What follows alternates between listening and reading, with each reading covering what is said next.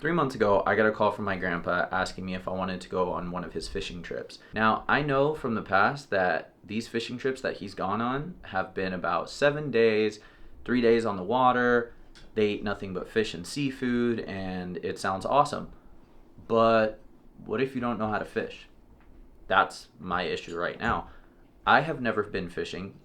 I have never seen fishing in person. I've only seen it on TV and a few videos. I know that my little brother fishes almost every single day, but I've never gone with him. So, can someone like me go on a trip like this? Is it even worth it for someone like me to go on a trip like this? And will I be able to catch fish? Will I even enjoy it? Guess that's what we're gonna have to find out in this video. Now, I might be putting a little bit of pressure on this, but the last thing I want to do is go on a trip that is extremely specific like this, not know what I'm doing, and not enjoy myself. So my plan is to reach out to the only person that I know knows this sport and this hobby the best, and that's my little brother. Side note, my trip is on Friday. Today is Wednesday. So I might be cutting it kind of close. Wouldn't be surprised if I don't catch anything. We'll see. As soon as we arrived to the fishing location, the unexpected happened. My little brother ended up catching a fish as soon as we threw our lines out into the water. 2 minutes later, I ended up getting a fish on, but in complete beginner fashion, I didn't set the hook, so I wasn't able to catch it. However, I did learn a ton that would help me for my fishing trip. Like not getting a bird's nest like you can see here, making sure to not tie up lines, especially for the type of fishing we're gonna do, and last, in my opinion, the most important thing of all. Just get a rod and reel, get out there, and don't really expect anything. Like, just go out. I spend a lot of my free time out here just coming out and getting skunked. Like, just coming out, enjoying the water, just enjoying the view, getting outside, detaching from anything that's stressing you out. That's what I do. If I'm not lifting or working or doing school, I'm out here fishing, so. The time had finally come, and it was time for me to head on my fishing trip. I ended up leaving to the airport with plenty of time to spare, and after the pep talk with my brother, I was starting to feel really excited about this fishing trip. Up until this happened on our flight. We ended up getting struck by lightning. Not to worry though, we ended up landing safely in Vancouver, and I was really looking forward to this relaxing layover at the Fairmont Resort located inside the Vancouver airport. And let me tell you, wait. Let me show you.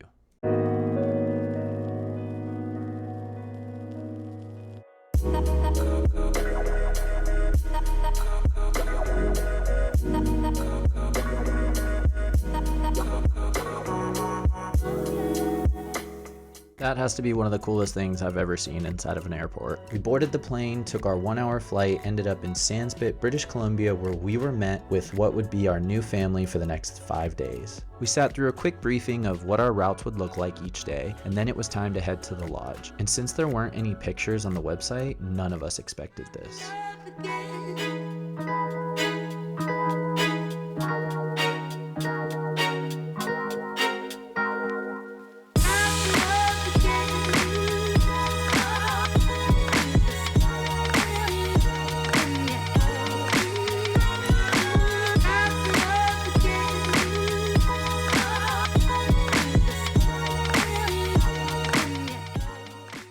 Okay, so we just arrived here in Sandspit, British Columbia at Queen Charlotte Safari's lodge, and first impressions are this place is absolutely stunning. The lodge is right here in front of me. Right behind us is the ocean. Where we're going to be taking off from is this dock right over here. Really excited. Got to talk a little bit about fishing with my dad's friends that are here on this trip with us, and from what it sounds like, there's either 2 types of fishing we're going to be doing. I think mooching was the first one that I heard about, and then the second, I can't remember, but they put like weights and then just let them fall down, and we just kind of sit and wait for the fish to hit. So 2 different types. Either one I'll be fine with. As I learned from Carlo, it was really fun to throw it out, bring it back in, and do more of the sport type fishing, but I'm not sure that that's what we're going to be doing.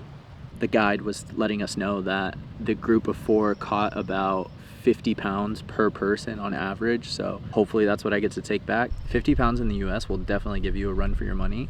I'll be happy if I can even take home half of that, and I know my girlfriend will be happy too. So I want to go back inside just because it is Father's Day. I want to spend a little bit of time with my dad, but I think even if we weren't going fishing, I'd probably be just fine hanging out here for a week. It's beautiful. Beautiful, man. After getting settled, we sat down for a quick briefing where we filled out our lunch menus and prepared for dinner. Dinner was served every single night by the chef that lived at the lodge, and it was amazing. The bread was made fresh every single day. The starters were extremely clean. The main course was overly filling, and don't even get me started on the dessert. Absolute perfection. Our boats were leaving at 5:30 in the morning, so the lodge was the perfect place to start winding down and getting ready for our first big day of king salmon fishing.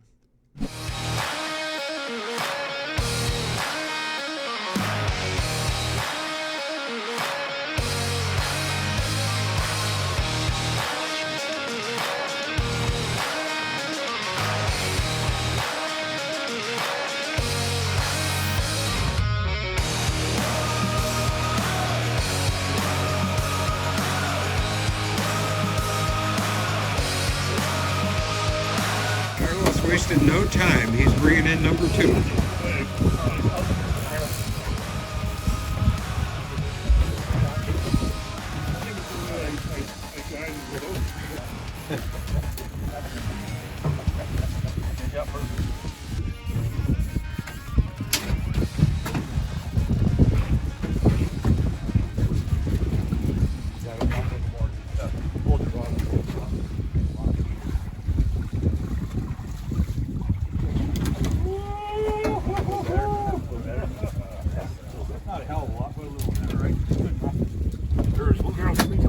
Nice one.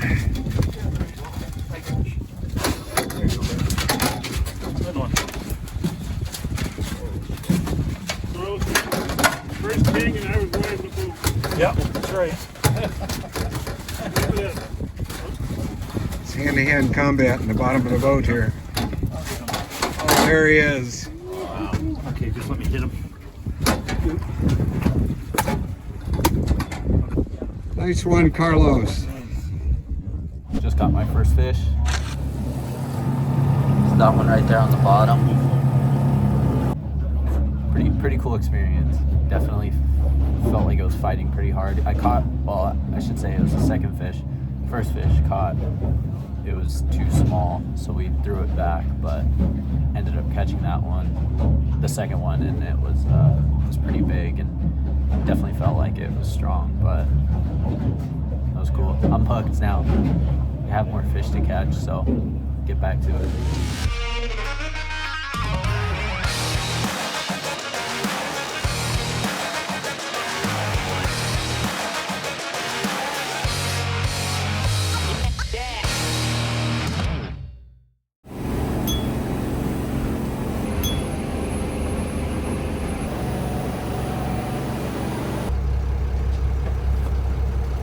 That first day was absolutely perfect. It took a ton of patience, but I finally caught my first Chinook salmon.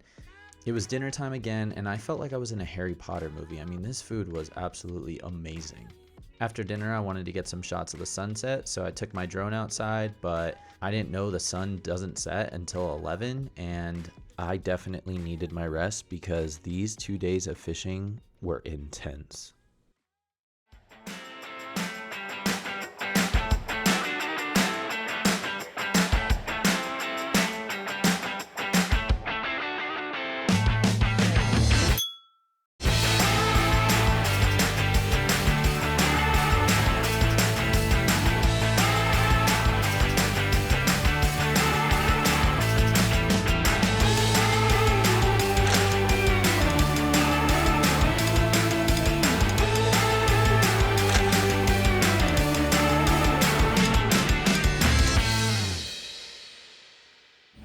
Ended up catching all of the fish we could catch today. Now we're on our way home. Get to go home early.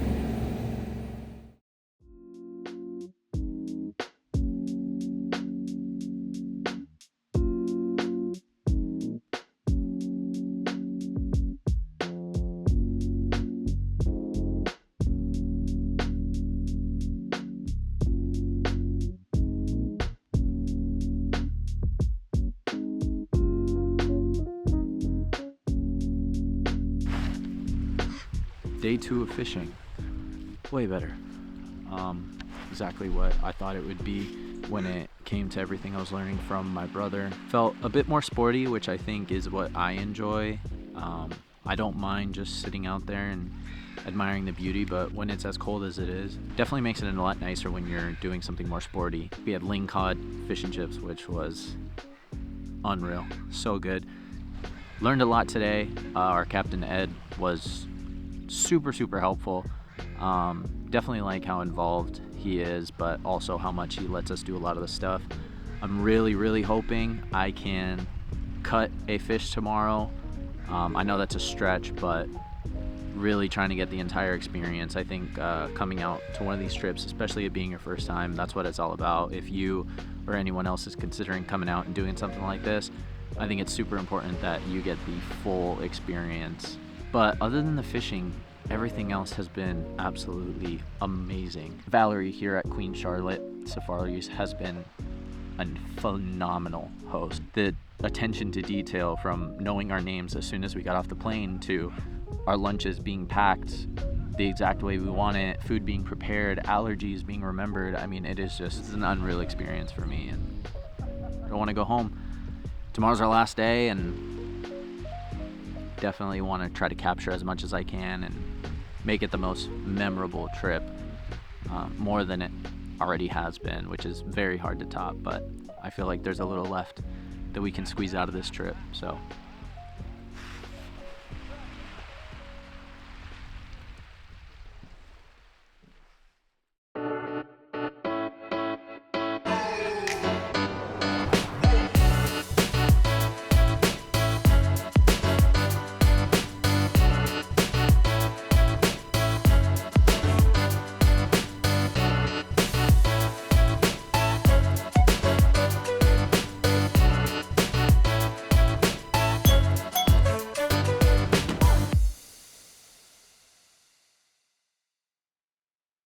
I hope you guys enjoyed my Queen Charlotte Safaris experience. That had to be one of the coolest things I have ever done. I want to give another special thank you to Valerie and all the workers from Queen Charlotte Safari.